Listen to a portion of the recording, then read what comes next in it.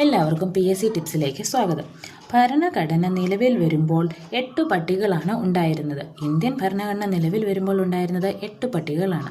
ഇപ്പോൾ നിലവിൽ ഉള്ള ഇന്ത്യൻ ഭരണഘടനയിലെ ഷെഡ്യൂളുകളുടെ എണ്ണം എന്ന് പറഞ്ഞാൽ 12 എണ്ണമാണ്. ഒന്നാമത്തെ പട്ടികയിൽ പറഞ്ഞിരിക്കുന്ന സംസ്ഥാനങ്ങളും കേന്ദ്രഭരണ പ്രദേശങ്ങളും അവയുടെ വ്യാപ്തിയും അധികാരവുമാണ് പറഞ്ഞിരിക്കുന്നത്. രണ്ടാം പട്ടികയിൽ ശമ്പളവും ആനുകൂല്യങ്ങളും പറഞ്ഞിരിക്കുന്നു. അത് രാഷ്ട്രപതി, സംസ്ഥാന ഗവർണർ, രാജ്യസഭാ ചെയർമാൻ, ഡെപ്യൂട്ടി സ്പീക്കർ, സുപ്രീം കോടതി ജഡ്ജി, ഹൈക്കോടതി ജഡ്ജി, CAG മുതലായവരുടെ ശമ്പളങ്ങളും ആനുകൂല്യങ്ങളുമാണ് പട്ടിക 2-ൽ പറഞ്ഞിരിക്കുന്നത്. പട്ടിക 3-ൽ പറഞ്ഞിരിക്കുന്നത് സത്യപ്രതിജ്ഞകളെക്കുറിച്ചാണ്.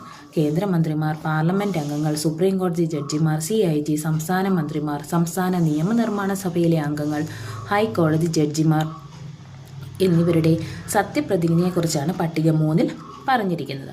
പട്ടിക 4-ൽ പറഞ്ഞിരിക്കുന്ന രാജ്യസഭാ സീറ്റുകളുടെ വിഭജനമാണ് പറഞ്ഞിരിക്കുന്നത്. അതായത് ഓരോ സംസ്ഥാനത്തിനും കേന്ദ്രഭരണ പ്രദേശത്തിനുമുള്ള രാജ്യസഭാ സീറ്റുകളുടെ വിഭജനമാണ് പട്ടിക 4-ൽ പറഞ്ഞിരിക്കുന്നത്. പട്ടിക 5 SC/ST വിഭാഗങ്ങളുടെ ഭരണവും നിയന്ത്രണവും സംബന്ധിച്ച കാര്യങ്ങളാണ് പട്ടിക 5-ൽ പറഞ്ഞിരിക്കുന്നത്.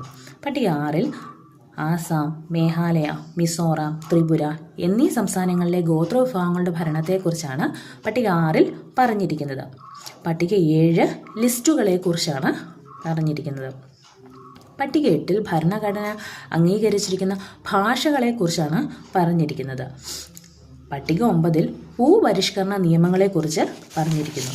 പട്ടിക 10-ൽ പറഞ്ഞിരിക്കുന്നത് കൂറുമാറ്റ കാരണത്തിന്മേലുള്ള അയോഗ്യത സംബന്ധിച്ച വ്യവസ്ഥകളാണ് പറഞ്ഞിരിക്കുന്നത്.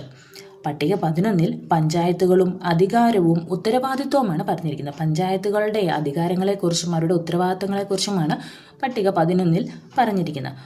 പട്ടിക 12-ൽ പറഞ്ഞിരിക്കുന്ന മുനിസിപ്പാലിറ്റികളും അധികാരവും ഉത്തരവാദിത്വവും. മുനിസിപ്പാലിറ്റികളെക്കുറിച്ചും അധികാരത്തെക്കുറിച്ചും ഉത്തരവാദിത്തത്തെക്കുറിച്ചും പറഞ്ഞിരിക്കുന്നത് പട്ടിക 12-ലാണ്.